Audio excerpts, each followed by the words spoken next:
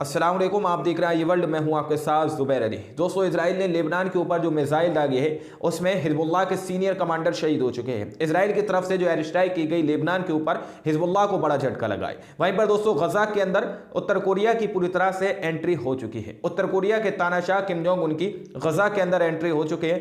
तस्वीर अब कुछ और ही निकल कर आएंगे। वहीं पर दोस्तों, हमास के लड़ाकों ने तमाम मुस्लिम अरब देशों से बड़ी मांग कर दी है। उन्होंने सिर्फ और सिर्फ एक ही बात कही है कि साउथ अफ्रीका ने इजराइल के खिलाफ जो कदम उठाया है, तुम सिर्फ और सिर्फ उसका समर्थन करो। तुम्हें अगर जंग में इन्वॉल्व नहीं होना, तुम जंग नहीं लड़ना चाहते, तुम जंग मत लड़ो, लेकिन साउथ अफ्रीका ने जो कदम उठाए सिर्फ तुम उसका समर्थन करो। अगर तुम उसका समर्थन करोगे तो इजराइल खामोशी से बैठ जाएगा और इस जंग को खत्म कर सकता है। आखिर साउथ अफ्रीका ने इजराइल के खिलाफ ऐसा कौन सा कदम उठाया जो हमास के लड़ाकों ने तमाम ही मुस्लिम और अरब देशों से यह मांग कर दी कि सिर्फ तुम उसके कदम का जो है समर्थन करो, ताकि इजराइल पूरी तरह से खामोश बैठ सके और इजराइल इस जंग को खत्म कर सके। वहीं पर दोस्तों, गजा के अंदर से बड़ी खबर ये निकल के आ रही है कि गजा के अंदर इजराइल के आईडीएफ सेना के सामने एक फिलिस्तीन का रेसिस्टेंट यानी फिलिस्तीन का एक शख्स जो है सामने आके खड़ा हो गया। इजराइल के सेना के हाथ में भयंकर बड़े बड़े जो हथियार थे, बावजूद इसके फिर भी उसने कई इजरायली सैनिकों को मार गिराया। और आज पहली बार ऐसी तस्वीर देखी गई है। दावा रिपोर्ट में यह किया जा रहा है कि पहली तस्वीर ऐसी है जहां पर इजराइल की सेना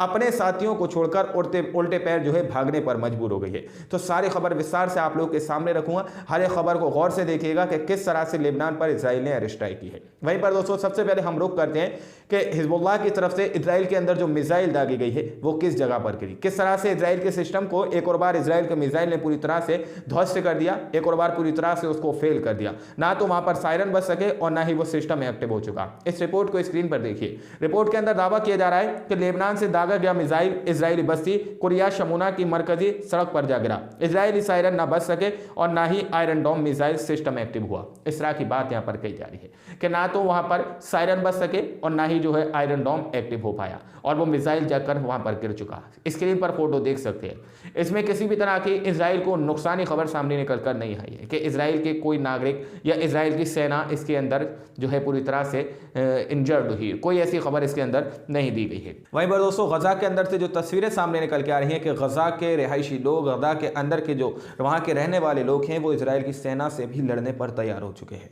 इजराइल की सेना को एक शख्स ने पूरी तरह से धूल चटाने का काम किया है। स्क्रीन पर इस रिपोर्ट को देखिए। मिश्रा मिशकर के ट्विटर यूजर हैं, वो दावा कर रहे हैं कि breaking Israeli soldier running away from Gaza.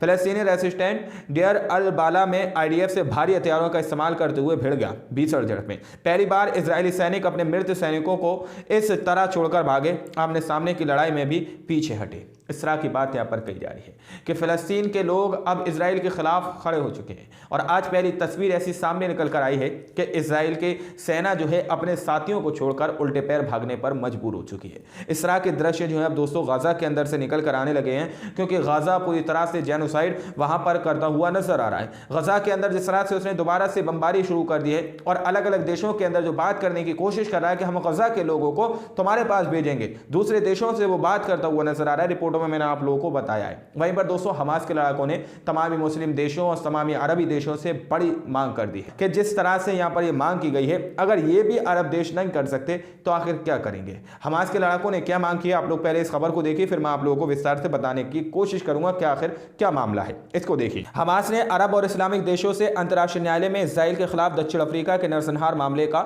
समर्थन करने का आह्वान किया है। जी हां, यानी कि साउथ अफ्रीका ने इंटरनेशनल कोर्ट जस्टिस के अंदर जो इजराइल के खिलाफ मुकदमा नरसंहार का दायर किया है कि इजराइल जो है नरसंहार कर रहा है, गजा के अंदर फिलिस्तीनियों का नरसंहार किया जा रहा है। इस तरह की बात जो है मुकदमा दायर किया गया है इंटरनेशनल अंतर्राष्ट्रीय न्यायालय के अंदर और 11 और 12 को उसकी सुनवाई होगी। तो उन्होंने कहा है हमास के लड़ाकों ने कि सिर्फ और सिर्फ अरब देश जो है साउथ अफ्रीका की तरफ से कदम उठाए गए, इसका सिर्फ समर्थन करो तुम। अगर तुम समर्थन करोगे तो इजराइल पर दबाव बनाया जाएगा और इजराइल को सजा दी जा सकती है। अगर ये अरब देश और मुस्लिम देश अगर इतना भी नहीं कर सकते कि साउथ अफ्रीका ने जो कदम उठाया है, कोर्ट के अंदर जो मुकदमा दायर किया है नरसंहार का, अगर इसका समर्थन भी नहीं कर सकते तो आखिर ये लोग क्या करेंगे।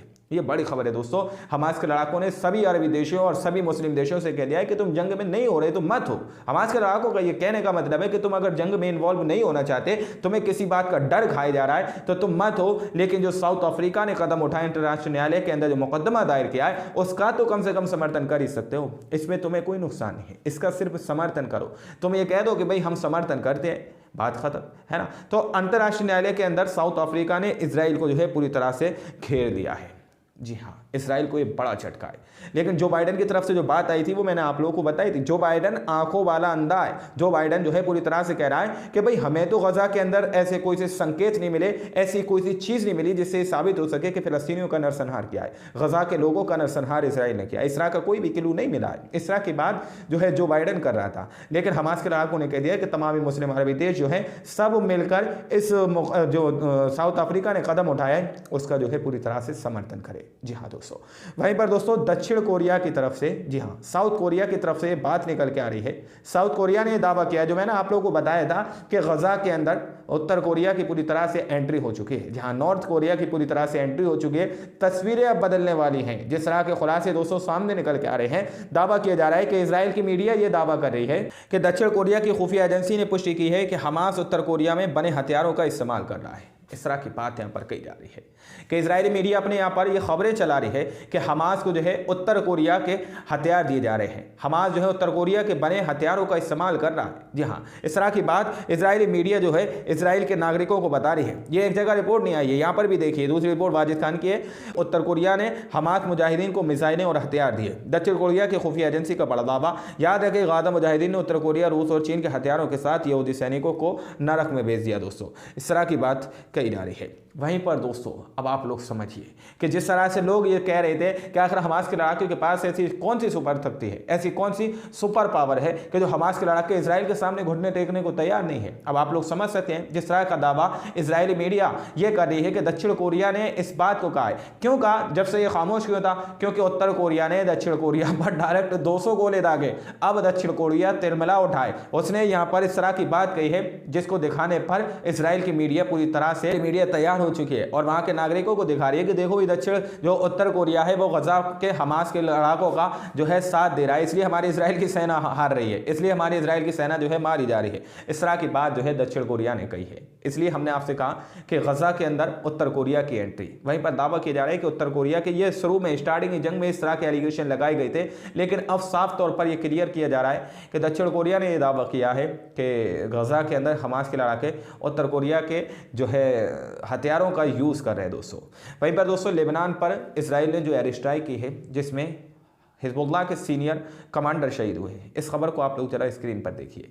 ये बड़ा झटका हिजबुल्लाह को लगा है। अब देखना यह है कि हिजबुल्लाह जिस तरह की बदले की बात कर रहा है, क्या हिजबुल्लाह अब इजराइल पर इस तरह से कोई वरिष्ठ कमांडर को शहीद करके वरिष्ठ कमांडर को मौत के घाट उतारकर बदला ले पाएगा? स्क्रीन पर इस रिपोर्ट को देखिए। दावा किया जा रहा है, गुलाम नबी मदनी दावा कर रहे हैं कि इजराइल फौज की बमबारी में लेबनान हिजबुल्लाह तंजीम के सीनियर कमांडर कत्ल हो चुके हैं।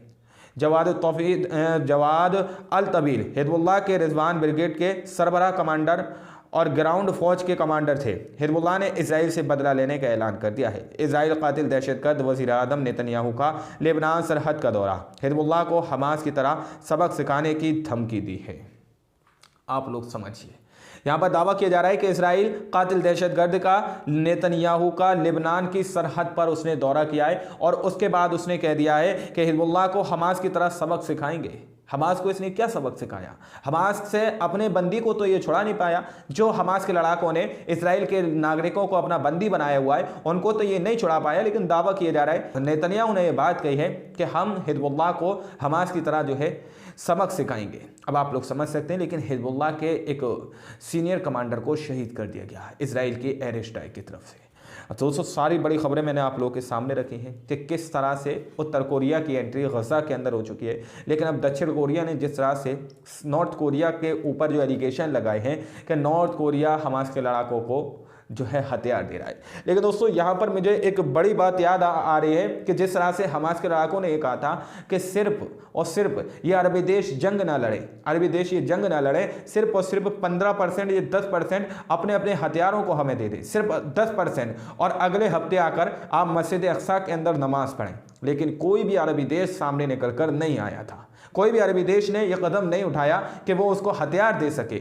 लेकिन अगर नॉर्थ कोरिया ने हथियार दिए हैं तो अरबी देशों की आत्मा अब तो जाग जानी चाहिए। अरबी देश अब तो कम से कम खड़े हो जाएं कि भाई जिस तरह से नॉर्थ कोरिया ने, उत्तर कोरिया ने जिस तरह से साफ तौर पर यहाँ पर हमास के लड़ाकों को हथियार दिए हैं, तो क्या अरबी देश हथियार नहीं दे सकते? क्या अरबी देश इस तरह से हमास के लड़ाकों या हिजबुल्लाह या ईरान या यमन के हूतीस की मदद नहीं कर सकते? पता नहीं ये किस दबाव में अभी तक जीते हुए नजर आ रहे हैं।